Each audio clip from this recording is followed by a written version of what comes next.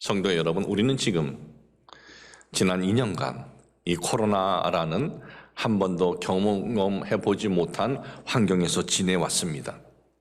이 코로나 환경으로 인해서 어떤 분들은 세워놓았던 어떤 계획이 있는데 그 계획에 차질이 있는 분도 계실 것이고, 어떤 분들은 이 코로나라는 이 시기로 인해서 경제적으로 나빠진 분도 계실 것입니다.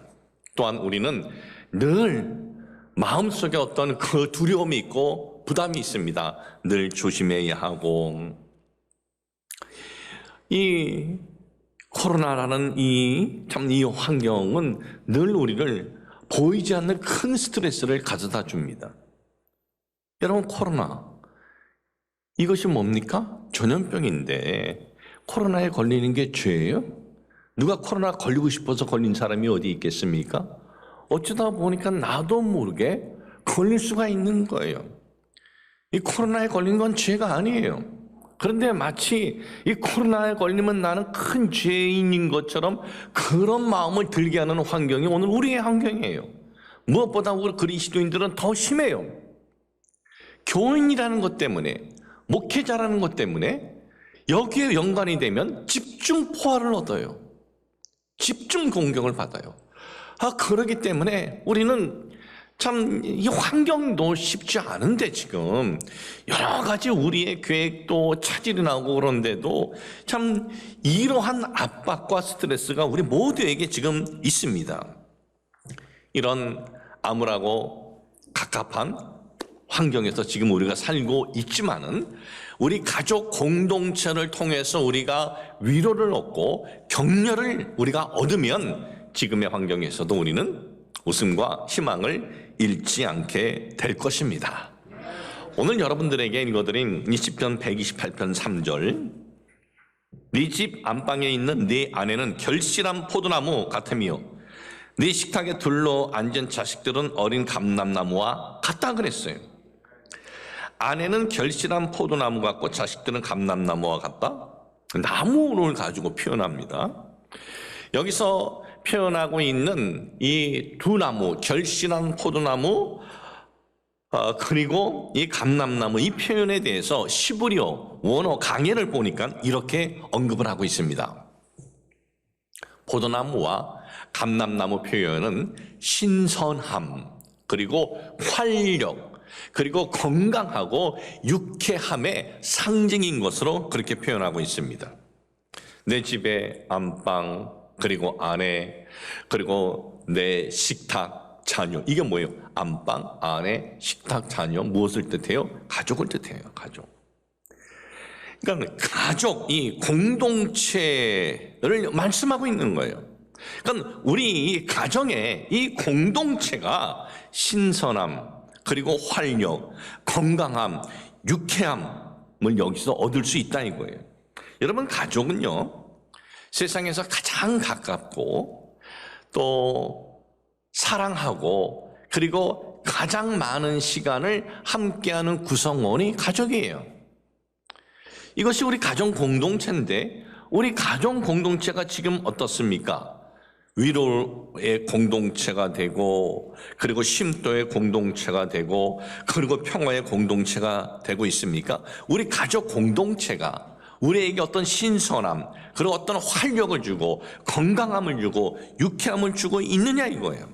만일에 우리 가족의 공동체가 이 성경에서 말씀하고 있는 신선함, 활력, 건강함, 유쾌함을 주고 있다면 오늘의 이 코로나 시대뿐만 아니라 또한 환경을 만나도 우리는 희망과 용기를 갖고 살아갈 수 있을 것입니다.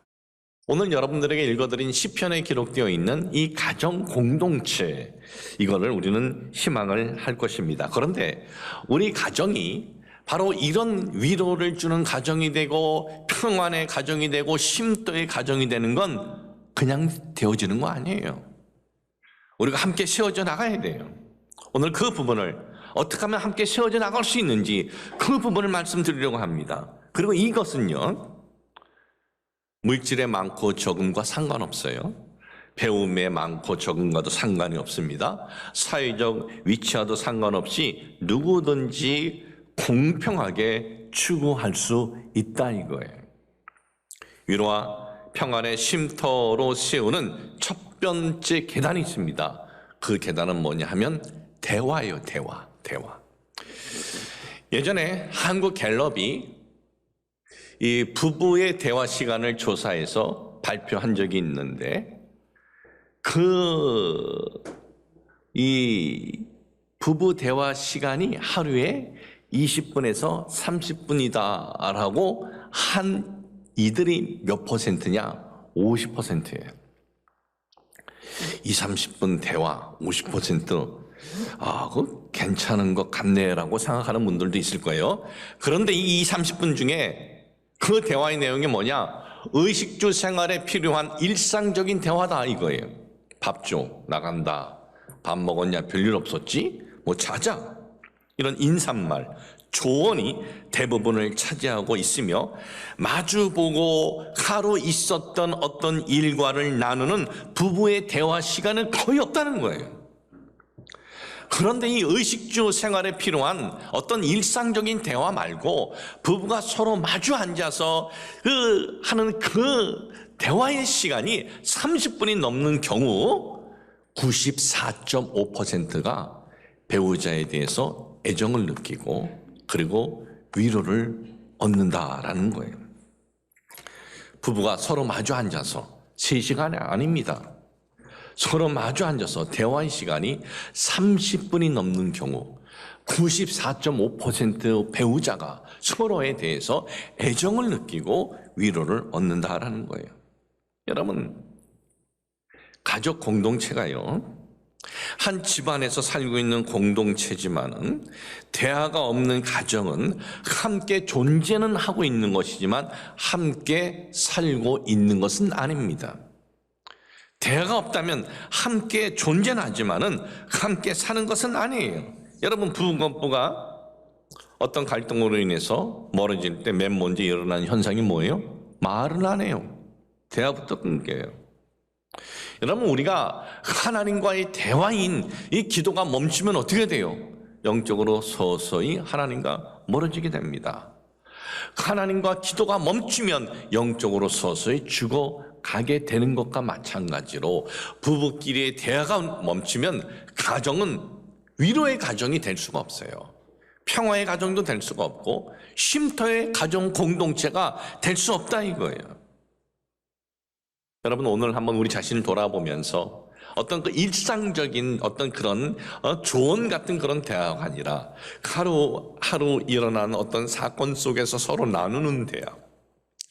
이거는 부부와의 관계뿐만 아니라 자녀와의 관계에서도 이런 30분간의 이 대화가 우리의 공동체가 정말 위로와 용기와 힘을 주는 공동체가 될 수 있다. 이것이 첫 번째 계단이에요. 이것은 잊지 마시길 주님의 이름으로 축복을 합니다.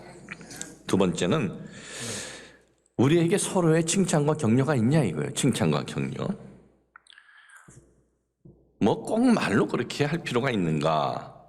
마음으로 깊이 사랑하고 마음으로 깊이 고맙게 생각하면 되었지 뭐 그렇게 꼭 말로 칭찬하고 격려할 필요가 있는가 이렇게 생각하는 분들이 상당히 많아요. 그런데 여러분, 내가 무슨 생각을 하는지 무슨 마음을 가진지 다른 사람이 내 속을 어떻게 합니까? 내가 중국집에 가서 짬뽕을 먹고 싶은지 짜장면을 먹고 싶은지 내 속을 누가 알아요? 말을 해야 알지요. 말을. 그래서 이 칭찬과 격려는요, 마음속으로만 담고 있으면 안 된다 이거예요. 말로 해야 돼요. 사람은 서로 말로 칭찬하고 서로 말로 격려할 때 비로소 상대방이 나에 대해서 이런 마음을 갖구나 하면서 마음을 알게 되고 상대방이 나를 인정해 주고 있구나, 그 말을 들음으로써 상대방이 나를 사랑한다는구나, 그런 것을 확인했을 때 그때서야 비로소 위로와 기쁨을 느끼게 된다라는 것입니다. 여러분, 세상에 칭찬, 격려 싫어하는 사람은 없습니다. 뭐 남자고 여자고 자녀고 어른이고 다 좋아해요. 그런데 이 성이 남자라는 성이 있고 여자라는 성이 있는데 여기에서 칭찬과 격려에는 상당히 차이가 있어요. 차이가. 여자에게 능력 있다. 능력 있는 여자다. 그런 칭찬 의미 없대요. 여자에게는 이쁘다 해줘야 된대요. 생김새에 대해서 칭찬해 줘야 된다 그럽니다. 그래서 여자 시체에게는 이쁘다 칭찬해 주면 그 시체도 한 번씩 웃어준다고 하는 말도 있는데, 이 80세 되신 할머니에게도 이쁘게 곱게 연세 드셨습니다 하면 그 하루가 20대 처처럼 기분이 좋다 그래요. 어쩌다가 여자들이 뭐 미정원에 갔다 오거나 또 백화점에서 옷을 하나 사갖고 오면 좀 있다가 남편이 이렇게 들어오게 되면 그걸 입고 왔다 갔다 할 때가 있다 그럽니다. 그때 남편이 이 여자가 오늘따라 왜 이렇게 방정맞게 왔다 갔다 하냐 하면 안 되고, 왔다 갔다 할 때는 얼른 감을 잡고 제대로 눈여겨보고 그 다음에 이쁘다고 해주어야 된다 이거예요. 여자는 어떤 그 생김새에 대해서 그 칭찬을 원하고, 또 여자가 가장 많이 듣고 싶어하는 말 중에 하나가 사랑이라는 단어라 그럽니다. 근데 우리 동양 사람들은 뭐 어떻습니까? 진심으로 마음에 사랑하는 게 중요하지 뭐 그렇게 가볍게 매일같이 앵무새처럼 사랑 떠들 필요가 있는가라고 생각을 해요. 우리 동양 사람들은. 그런데 여자라는 이 분들은요, 앵무새 같은 그 사랑한다는 소리를 그렇게 좋아한대요. 그런데 가만히 보면 어떤 사랑이라는 말이 다른 것도 아니고 또 돈 드는 것도 아닌데 이걸 왜 그렇게 남자들은 아끼려고 할까? 그렇게 좋아하는 걸. 우리는 이 부분에 대해서 우리는 마음으로만 담고 있는 것이 아니라 이거에 대해서 많은 고백을 할 수 있으면 그 단어가 빛이 난다라는 거예요. 그리고 이 사랑한다고 하면서 그 고백에 대한 기본적인 증거는 또 보여줘야 된대요. 기본적인 증거. 기본적인 그 사랑한다는 고백의 증거가 뭐예요? 마누라 생일, 결혼 기념일. 이건 남편이 아무리 바쁘고 어떤 사건이 있어서 깜빡했다 하면 이해를 해준다고는 말을 하지만 이해를 안 해준대요. 말로만 그러는 거래요. 참 결혼은 둘이 했는데 여자는 챙겨주지 않으면 기분이 상하다 그럽니다. 남자는 결혼기념일 생일 잘 안 챙겨줘도 그냥 넘어가요. 그냥 안 챙겨줬구나. 뭐 다음에 하면 되지. 넘어가요. 남자는 그런 건 챙기는데 관심이 없어요. 근데 여자는 이런 부분에 굉장히 민감하다 그럽니다. 근데 요것만 해줘도 된대요. 요것만. 근데 물론 남자라는 성은 뭐에 관심이 있느냐? 나를 얼마나 인정해 주느냐, 여기에 관심이 있다 그럽니다. 자기가 하는 일에 대해서 아내에게 인정받고 가족 공동체에 인정받고 싶어하고 격려받고 싶어한다 이거예요. 여러분, 남편 하는 일, 어떤 우리 부모님에 대해서도 격려, 이것이 최고다라는 것을 우리는 잊어서는 안 됩니다. 다른 사람과 비교하면 안 돼요. 다른 사람과 비교해서 어떡하겠다는 거예요? 바꾸자 그럴 거예요. 바꾸자 그래도 안 바꿔줘요. 그러니까 내 남편이 결정 났으면 최고라고 생각하고 힘을 주고 격려를 주어야 하는 것이 우리 가정 공동체가 더 좋은 방향으로 나아갈 수 있는 계기가 될 수 있다 이거예요. 나다니엘 호퍼는 19세기 이 미국 문학을 대표하는 작가입니다. 크리스찬이고 작가인데, 미국 문학 대표하는 작가면 세계 문학의 대표죠. 근데 이 사람은 평범한 세간원이었어요.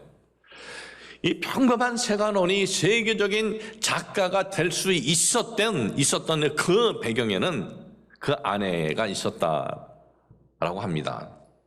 이 작가로 글을 쓰기 전이었습니다. 어느 날 직장 상사에게 좀 안 좋은 일로 인해서 좀 부딪혔는데 잘려버렸어요. 직장을 잃게 되었습니다. 하루아침에 실업자가 되고 말았어요.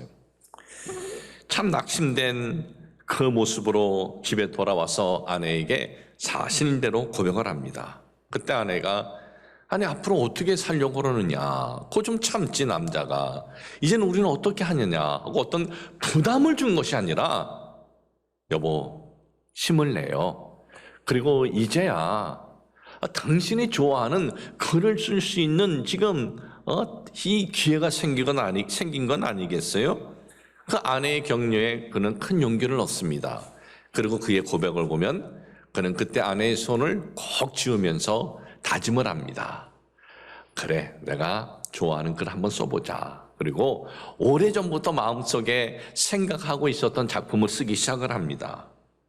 심혈을 기울인 그 지필이 그 유명한 주홍 글씨였으며 그의 대표적인 또 다른 소설 큰 바위 얼굴 등 세계적인 소설을 쓸 수 있게 된 것입니다. 나다니엘 호손이라는 한 인물이 세상에 등장하게 된 배우에는 하나님의 은혜도 있지만은 남편이 가장 절망적이고 가장 힘든 가운데 빠져 있을 때 그 절망이 기회로 이어지도록 격려하며 용기를 주었던 아내가 있었다라는 것입니다. 가정 공동체에서 이런 서로의 위로와 격려는요, 그 가정을 쉼터가 되게 하는 거예요.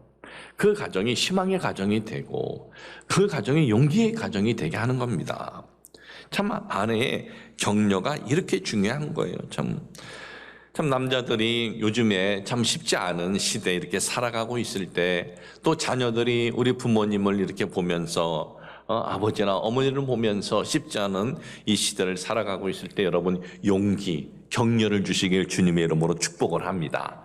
참 요즘 시대는, 예전에는 뭐 아가씨들만 이렇게 좀 얼굴을 좀 뜯어 이렇게 고쳤는데 요즘에는 뭐 아주머니들도 이렇게 좀 얼굴을 많이 이렇게 보는 편이라고 하는데, 내 얼굴을 이렇게 볼 때도 참 남편이 굉장히 기뻐하면서 축복해주면서, 아니 어떤 남편은 감춰놓았던 돈까지 내주면서 할 수 있는 방법이 있어요. 이게 어려운 게 아니에요. 할 수 있는 방법이 있어요. 이렇게 말하면 돼요. 여보, 내가 이번에 성형수술을 해. 근데 당신에게 이쁘게 보이기 위해서 그러는 거야. 그 얘기를 곰곰이 생각하면 얼마나 여러분 이게 남편을 이렇게 지켜주는 거예요. 나에게 이쁘게 보이기 위해서 저 마누라가 살을 깎고 뼈를 깎는다. 살을 깎고 뼈를 깎고. 참 이렇게 좀 웃기는 얘기 같지만 그만큼 세워주는 가정의 공동체가 되자 이거예요. 같이 이제 살 거면, 안 살 거면 몰라도 평생 같이 살 거면 남편을 세워주고, 또 남편은 그 아내를 세워주면서 그런 공동체가 될 때 가장 어려운 시기에 서로 위로가 되고 용기가 되고 쉼터가 되는 공동체가 될 수가 있는 겁니다. 세 번째는요, 우리 가정 공동체가 위로와 평안의 쉼터의 공동체가 되도록 여러분 기도해 보았습니까? 여러분, 예전에 미국의 그 유명한 코넬 대학 연구팀이 2년간 결혼한 남녀 5,000명을 대상으로 인터뷰를 한 적이 있어요. 이 결혼해서 남녀 간의 사랑이, 애정이 지속되는 기간이 얼마나 되는가, 이걸 발표한 적이 있습니다. 애정의 기간은 18개월에서 30개월이라고 그렇게 발표를 했습니다. 그 기간이 지나면 상대방을 보아도 더 이상 가슴이 뛴다거나 손에 땀이 나는 일은 없다 이거예요. 여러분, 이게 뭔 얘기예요? 인간의 사랑의 에너지는요, 무한정이 아니에요. 한정되어 있다 이거예요. 한정되어 있기 때문에 사랑할 때 왼수 같은데 사랑하는 사람이 어디 있어요? 좋아하니까, 사랑하니까 사랑해서 결혼했는데도 불구하고 어느 시간이 지나면 싸우는 거예요. 다투는 거예요. 이 상대방을 만날 때 처음 가졌던 그 애정이 그대로 있으면 평생 안 싸웁니다. 상대방의 실수도 처음 만났을 때 그 애정을 갖고 있으면 실수도 사랑스럽고 이해해 줍니다. 그런데 그 애정이 그렇게 길지 않다는 거예요. 그 애정이 끝나면 화를 내게 되고 싸우게 돼요. 그럴 때 야, 내가 이거 선택 잘못한 것이 아닌가, 다른 어떤 그녀, 다른 어떤 그 남자가 더 나았던 것이 아닌가 생각이 하는데 그렇지 않습니다. 다른 그거나 똑같아요. 그 기간이 지나면 똑같다 이거예요. 그러면 뭐 경제적인 어떤 그 환경에선 달라질까요? 그렇지 않아요. 경제적인 환경이 달라진다고 달라지지 않아요. 여러분, 제가 1960년대하고 지금 우리나라하고의 경제 환경을 제가 인터넷에 보니까 몇 배로 환경이 좋아졌는지 아세요? 240배. 240배나 환경이 좋아졌대요. 그러면 이렇게 240배의 이 외적인 환경이 좋아졌다고 해서 240배 이상의 가정 공동체가 위로가 되고 있습니까? 그렇지 않아요. 배우면 어떻습니까? 오늘날 좋은 교훈 인터넷 딱 찍으면 쫙 나와요. 어디서든지 확인할 수 있어요. 그러면 그만큼 우리에게 좋은 정보도 주고 교훈이 있는데 우리의 위로와 평안의 쉼이 가정 공동체가 커졌느냐? 아니다 이거예요. 그럼 도대체 어디에서 문제가 있냐 이거예요. 어디에서 문제가? 그것은요, 우리 가정을 만든 분과의 우리와의 관계. 우리 가정을 만드신 분이 누구예요? 하나님이셔요. 하나님께서 우주 만물을 창조하신 후에 인류의 첫사람 아담 창조하셨습니다. 그리고 아담에게 배필로 여자를 하나님께서 만드셔서 가정을 이루어 주셨습니다. 그래서 그 가정은 좋았어요. 아주 좋았어요. 그런데 어느 날 이 가정이 절단납니다. 하나님께서 이 가정이 언제 절단이 났어요? 하나님이 이 행복으로의 가정을 만들어줬는데 너네 마귀가 와서 부부싸움 시켰나요? 이간시켰나요? 아니에요. 부부싸움 시킨 것도 아니고 이간시킨 것도 아니고 하나님과의 관계를 끊어버리게 했어요. 하나님처럼 돼. 선악과 먹어. 하나님과의 관계가 딱 끊어지니까 그냥 그 다음부터 이 가정이 파탄이 나는 거예요. 그러니까 위로와 가정, 위로의 가정, 평안의 가정, 쉼의 가정이 되려면 하나님 안에서 가야 된다 이거예요. 이 부분을 놓고 여러분 기도했냐 이거, 이 부분 놓고. 여러분, 우리는 어떤 사업가들, 성도들은요, 사업을 위해서는 기도해요. 계획도 세워요. 또 직장에 있는 분들은 어떤 승진의 기회 있으면 내가 어떻게 승진할까? 그거에 대해서 기도도 하고 그리고 또 노력도 해요. 자녀들 미래 학업 위해서 기도하고 어떻게 도움 줄 수 있을까? 그런 생각들 가집니다. 다른 부분에 대해서 기도의 필요성은 다 인지하고 있는데, 그런데 지금 무엇보다 중요한 우리 가정 공동체가 위로의 가정이 되고 평안의 가정이 되고 쉼터의 가정이 되도록은 우리가 얼마나 기도해 보았습니까? 여러분, 우리는 지금 코로나 시대에 살고 있어요. 그러면 코로나 시대 이후 이 시대가 끝나면 우리는 뭐 형편이 뭐 비단길로 바뀌어요? 아니에요. 환경은 그냥 거의 비슷해요. 그냥 마스크 쓰던 거 이제 벗고 사는 것이고, 해외에 갔다 와도 뭐 이제 격리 같은 거 안 하고 밥 여럿이 먹을 수 있고 뭐 그 정도로 바뀌는 것이지, 코로나 시대 끝난다고 해서 우리 삶의 환경이 뭐 비단길로 바뀌는 건 아니에요. 코로나 시대이든 코로나 끝난 그 이후 시대이든 우리에게 있어서 가장 중요한 것은 가정 공동체라 이거예요. 가정 공동체를 통한 위로와 평안과 쉼을 얻는 그런 가정 공동체가 되도록 기도하시길 주님의 이름으로 축복을 합니다. 저는 결론을 내립니다. 위로와 평안의 쉼터의 가정은 저절로 가정 공동체가 세워졌다고 되는 것 아닙니다. 이 첫 출발의 계단은요, 서로의 하루에 30분간의 대화가 이어져야 된다. 30분간의 대화. 그리고 서로의 칭찬, 격려 아끼지 말고, 또 우리 가정 공동체를 위한 기도를 멈추지 마시길 주님의 이름으로 축복을 합니다.